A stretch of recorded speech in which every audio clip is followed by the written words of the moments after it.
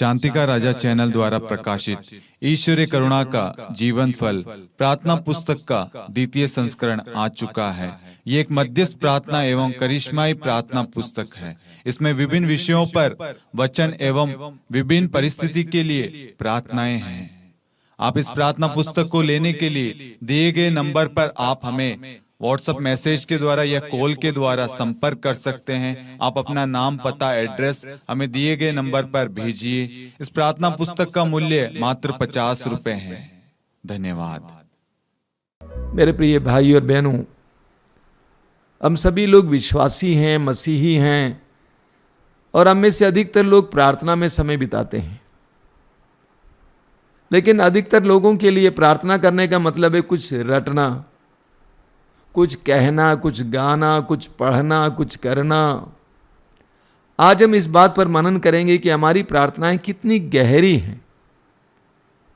कई साल पहले की बात है, एक गांव में एक छोटा सा गिरजाघर था और उस गिरजाघर के इर्द गिर्द बहुत सारे मसीही परिवार थे, विश्वासी परिवार थे। और एक माताजी बराबर उस गिरजाघर में जाया करती थी, प्रार्थना में समय बिताती थी। लेकिन देर शाम को भी वो प्रार्थना में गिरजाघर में बैठी रहती थी। गिरजाघर के प्रबंधक जो गिरजाघर को बंद करके अपने घर जाता था, उसको बहुत तकलीफ होती थी। एक बार उसने आकर फादर से कहा, पुरोहित से कहा कि फादर जी ऐसा है, एक माता जी आकर बैठी रहती हैं और देर शाम तक बैठी रहती है, मैं समय पर उसको गिरजाघर को बंद करके नहीं जा पाता हूँ। तो फादर जी उस माता जी के पास गए और पूछा कि क्या कर रही है इतना समय यहाँ पे। उसने कहा मैं प्रार्थना कर रही हूँ। कैसी प्रार्थना करती हैं इतनी देर तक आप? ना आपके पास किताब है, ना कोई माला है, कैसी प्रार्थना करती हैं? उस माताजी ने फादर से कहा, बस मेरी प्रार्थना बहुत सरल है, मैं उसको देखता हूँ और वह मुझे देखता है। मैं उसको देखता हूँ और वह मुझे देखता है। कितनी सरल प्रार्थना है और कितनी गहरी प्रार्थना है। लूकस के सुसमाचार के अध्याय 10 में हम पढ़ेंगे, एक बार प्रभु यीशु बेथानिया होके जा रहे थे और एक नारी जिसका नाम है मार्था, उसने यीशु को देख लिया और उसने यीशु को अपने घर पे आमंत्रित किया। प्रभु यीशु मार्था के घर पे गए और मार्था अंदर जाकर यीशु के लिए पकवान बना रही थी। लेकिन मार्था की एक बहन थी, वचन में लिखा हुआ है, उसका नाम है मरियम। वह यीशु के चरणों पर बैठकर यीशु के शब्दों को सुन रही थी। कुछ देर के बाद मार्था यीशु के पास आती है और कहती है कि प्रभु, क्या आपको अच्छा लगता है कि मेरी बहन सारा काम मेरे ऊपर छोड़ दिया है और मैं काम कर रही हूँ और वो आपके सामने बैठी हुई हैं?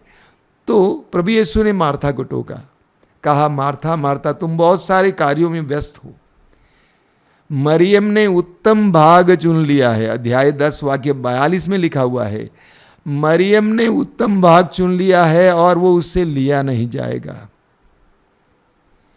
प्रभु यीशु ने मरियम ने जो चुना था उसको उत्तम भाग कहते हैं। ये उत्तम भाग क्या है? यीशु के चरणों पर बैठना और यीशु को सुनना। कितना गहरा रिश्ता था। यीशु के पैरों के पास बैठे रहना और यीशु को सुनते जाना, यीशु के एक एक वचन को अपने हृदय में ग्रहण करते जाना। मैं कभी कभी प्रभु यीशु की प्रार्थना के बारे में मनन चिंतन करता हूँ। प्रभु यीशु घंटों प्रार्थना में बिताते थे, कई घंटे प्रार्थना में बिताते थे। सुबह के समय, रात के समय, रात को जाग कर प्रार्थना करते थे। प्रभु यीशु ने कई दिन प्रार्थना में बिताए। सुसमाचार में बताता है कि 40 दिन और 40 रात उपवास और प्रार्थना में बिताए। तो प्रभु यीशु किस तरह की प्रार्थना कर रहे थे? कौन सी किताब ले गए थे? कौन सी माला ले गए थे? 40 दिन और 40 रात कैसी प्रार्थना कर रहे थे? एक गहरा रिश्ता जोड़ रहे थे। अपने अब्बा पिता के साथ एक गहरा रिश्ता जोड़ रहे थे। पिता को सुन रहे थे, पिता से बातें कर रहे थे। कितनी गहरी प्रार्थना रही होगी सोचिए। कितनी सरल प्रार्थना रही होगी सोचिए। आज हमने अध्यात्म को जटिल बना दिया है। आज हमने अध्यात्म को जटिल बना दिया है, मैकेनिकल बना दिया है, रटने वाली बात बना दी है। लेकिन यीशु कैसे प्रार्थना करते थे? गहरा रिश्ता, एक गहरा रिश्ता, सुनना और बोलना। योहन के सुसमाचार के अध्याय 11 में आप पढ़िएगा वाक्य 41 और 42 में कि प्रभु यीशु लाजरुस के कब्र के सामने खड़े हैं। लाजरुस मरा हुआ था और चौथा दिन था आज, और प्रभु यीशु उसको जिंदा करने जा रहे हैं, एक बहुत बड़ा चमत्कार करने जा रहे हैं। उससे पहले प्रभु यीशु की क्या प्रार्थना थी आपको मालूम है? कितनी छोटी प्रार्थना। प्रभु ने कहा कि अब्बा, मैं जानता हूं कि तूने मेरी सुन ली है, क्योंकि तू सदा मेरी सुनता है। बस यही उनकी प्रार्थना है। एक बहुत बड़े चमत्कार से पहले, लाजरुस को जिंदा करने से पहले प्रभु यीशु ने ये प्रार्थना की, अब्बा मैं जानता हूं कि तूने मेरी सुन ली है, तू सदा मेरी सुनता है। सवाल ये नहीं है कि हम कितनी लंबी प्रार्थना बोलते हैं, बल्कि सवाल यह है कि हमारी प्रार्थना कितनी गहरी है और हमारा प्रभु के साथ रिश्ता कितना मजबूत है। यीशु का अपने पिता के साथ रिश्ता इतना मजबूत था कि यीशु कहते हैं कि अब्बा मैं जानता हूं कि तूने मेरी सुन ली है, क्योंकि तू सदा मेरी सुनता है।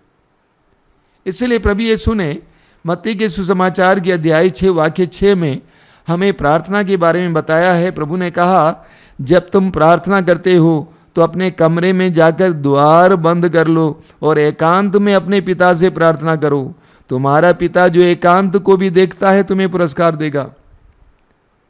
प्रभु कहते हैं जब तुम प्रार्थना करते हो अपने कमरे में प्रवेश करो और द्वार बंद कर लो और एकांत में अपने पिता से प्रार्थना करो।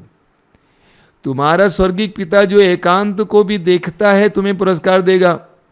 क्या मतलब है इसका? तुम्हारी प्रार्थना गहरी हो, एक गहरी प्रार्थना। हमें निर्गमन ग्रंथ के अध्याय 33 में पढ़ने को मिलता है।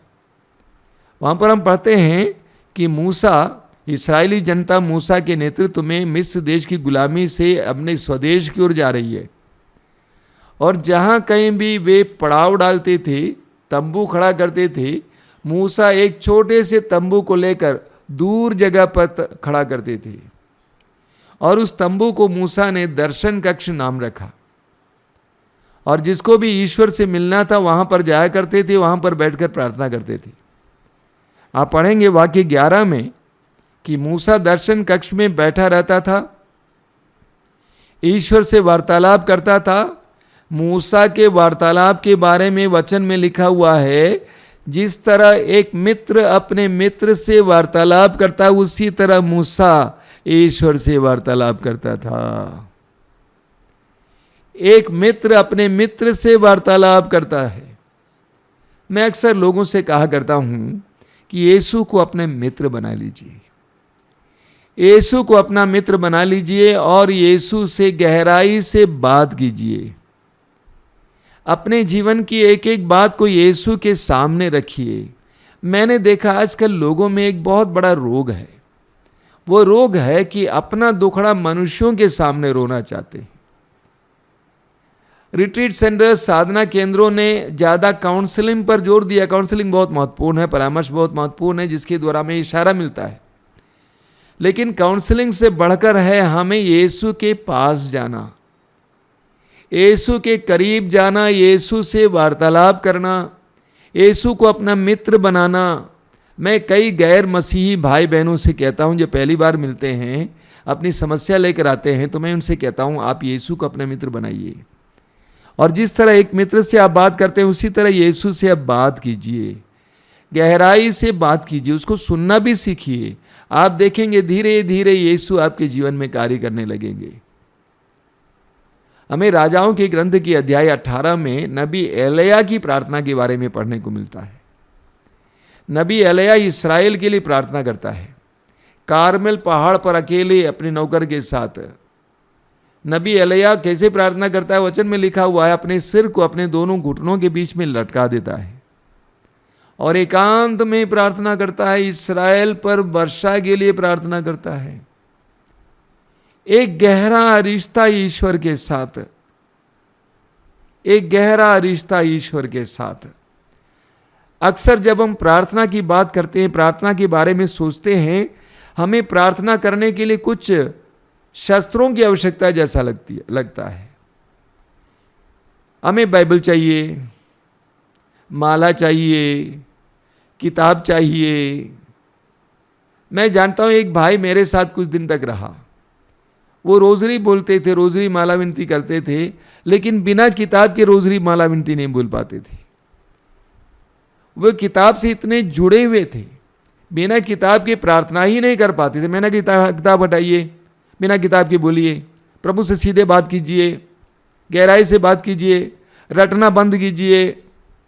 मैं एक बहन को जानता हूं जो बाइबल बहुत अच्छी तरह जानती है, कई साल पहले की बात है, बहुत अच्छी तरह पढ़ती है, बाइबल पढ़ती रहती है, बाइबल का हर प्रसंग जानती हैं, प्रवचन सुनाती हैं। लेकिन मैंने देखा कि उस बहन के अंदर प्रार्थना का फल दिखाई नहीं दे रहा था। बाइबल तो पढ़ती थी, लेकिन प्रार्थना का फल दिखाई नहीं देता था। इसीलिए मैंने उस बहन को अपने आश्रम में बुलाया, कहा कि तुम एक काम करो, आश्रम में आकर एक सप्ताह प्रार्थना करो। और जब वो प्रार्थना करने के लिए चैपल में जाती थी, बाइबल लेके जाती थी। एक दिन मैंने बाइबल छीन लिया, मैंने कहा आज तुम प्रभु से प्रार्थना करना सीखो। जब भी वो जाके प्रार्थना के लिए बैठती थी, तुरंत बाइबल खोलती थी, बाइबल पढ़ती रहती थी और वो उसको अपने प्रार्थना समझती थी। कभी कभी बाइबल पढ़ना भी एक नशा बन सकता है, उसको वो बाइबल प्रार्थना समझती थी। मैंने कहा बिना उसके तू प्रार्थना कर। प्रभु यीशु ने 40 दिन और 40 रात बिना किसी किताब के, बिना किसी माला के पिता के साथ रिश्ता जोड़ा। पिता के साथ रिश्ता जोड़ना सीखो। प्रभु यीशु ने हमें सुंदर प्रार्थना सिखाई है, हमारे पिता की प्रार्थना। उसमें प्रभु ने कहा इस तरह बोलो, ये हमारे पिता जो स्वर्ग में है। मैंने कई बार आपसे कहा जो शब्द प्रभु ने इस्तेमाल किया वो शब्द पिता नहीं है, बल्कि अब्बा है। अब्बा का मतलब है डैडी, पापा, बाबू, बाबा। यानी प्रभु कहते हैं कि तुम प्रार्थना में ईश्वर के साथ एक गहरा रिश्ता जोड़ो। और मैं आपसे भी आज कहना चाहता हूं, प्रभु के साथ एक गहरा रिश्ता जोड़िए। हमें एक सुंदर प्रार्थना के बारे में पढ़ने को मिलता है लूकस के सुसमाचार के अध्याय 18 में, उसके वाक्य 13 और 14 में। वो किसकी प्रार्थना है?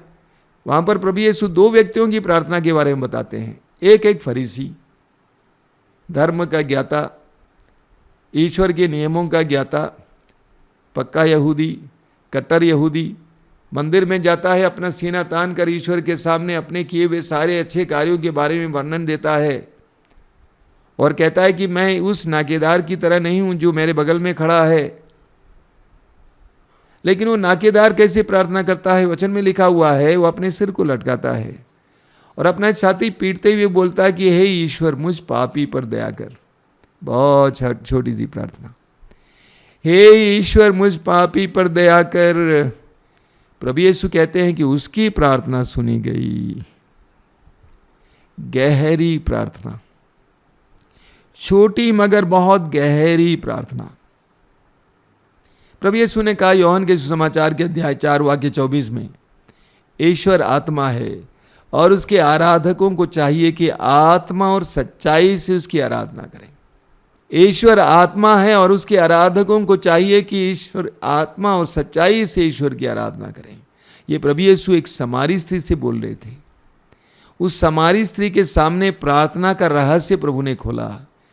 ईश्वर आत्मा है और उसकी आराधना आत्मा और सच्चाई से होनी चाहिए, आत्मा की गहराई से होनी चाहिए। मेरे प्रिय भाई और बहनों, आप कभी भी प्रार्थना कर सकते हैं, कहीं भी प्रार्थना कर सकते हैं। आप काम करते वक्त भी प्रार्थना कर सकते हैं, खाना पका रहे हैं प्रार्थना कर सकती हैं। आपकी आत्मा प्रभु के साथ जुड़ी रह सकती है। आपने देखा है पतंग उड़ाने वाले, पतंग उड़ाने का जब समय आता है सैकड़ों पतंग आसमान पर उड़ती रहती है, लेकिन उड़ाने वाले को पता है कि मेरी पतंग उड़ रही है या नहीं है। कैसे? अपने उंगली से। वो तार टाइट रहता है, वो डोर टाइट रहता है। आप जो भी कुछ करें वहां पर आप प्रार्थना कर सकते हैं। गाड़ी चला रहे हैं, प्रार्थना कर सकते हैं। काम कर रहे हैं, प्रार्थना कर सकते हैं। हल चला रहे हैं, प्रार्थना कर सकते हैं। आप पढ़ाई कर रहे हैं, वहां पे भी प्रार्थना कर सकते हैं। ईश्वर के साथ एक गहरा रिश्ता जोड़ना। आप कभी भी प्रार्थना कर सकते हैं और कहीं भी प्रार्थना कर सकते हैं। कोई चैपल या गिरजाघर होना ज़रूरी नहीं है। गिरजाघर में हम लोग एक साथ प्रार्थना करते हैं। गिरजाघर में अगर आप कैथोलिक हैं तो वहाँ पे परम प्रसाद रहता है, वो प्रभु की उपस्थिति है। लेकिन प्रभु की उपस्थिति सर्वत्र है। आपके किचन में प्रभु की उपस्थिति है, आपके शयन कक्ष में प्रभु की उपस्थिति है। संपूर्ण संसार एक बहुत बड़ा गिरजाघर है। ये पूरा संसार एक बहुत बड़ा चैपल है। इसीलिए आप कहीं भी प्रार्थना कर सकते हैं। आज हमें हमारी प्रार्थनाओं को और गहरा करने की जरूरत है। रटिए, अच्छा है। माला जपिए, अच्छा है। बाइबल पढ़िए, अच्छा है। लेकिन हमारी प्रार्थनाएं और भी गहरी होनी है। प्रभु के साथ एक गहरा रिश्ता होना है। जिस तरह आपका आपके पति के साथ रिश्ता है, पत्नी के साथ रिश्ता है, बच्चों के साथ रिश्ता है, माँ बाप के साथ रिश्ता है, भाई बहन के साथ रिश्ता है, उसी तरह एक गहरा रिश्ता जोड़िए। गहराई से प्रभु से बात करना शुरू कीजिए। प्रभु से प्यार कीजिए। प्रभु को क्या प्यार महसूस कीजिए और उनको एक मित्र बनाइए और मित्र की तरह वार्तालाप कीजिए। जिस तरह यीशु प्रार्थना करते थे, जिस तरह इब्राहिम प्रार्थना करते थे, जिस तरह मूसा प्रार्थना करते थे, उसी तरह एक मित्र की तरह ईश्वर के साथ गहरा रिश्ता जोड़ते हुए वार्तालाप करना शुरू कीजिए। आइए हम प्रार्थना करें। प्रभु यीशु, धन्यवाद देता हूं इन सारे क्षणों के लिए।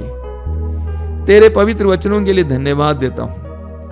तेरे शिष्यों ने तुझसे कहा, लूकास अध्याय 11 वाक्य 1 में, प्रभु हमें प्रार्थना करना सिखाइए। आज मैं भी यही प्रार्थना करना चाहता हूं। प्रभु हमें प्रार्थना करना सिखाइए। इन वचनों को सुनने वाले एक एक भाई बहन को प्रार्थना करना सिखाइए। प्रार्थना का मर्म समझाइए। प्रार्थना का मर्म तुझसे रिश्ता है, ये समझाइए। तेरे साथ गहराई से जुड़ना सिखाइए। तेरे साथ जुड़कर तेरे साथ वार्तालाप करना सिखाइए। तुझे सुनना सिखाइए। तेरे साथ गहरा रिश्ता जोड़ना सिखाइए। हमारी प्रार्थनाओं को गहरा बनाने के लिए हमें कृपा दीजिए। प्रभु यीशु, तेरी स्तुति, तेरी आराधना, तेरी महिमा हो।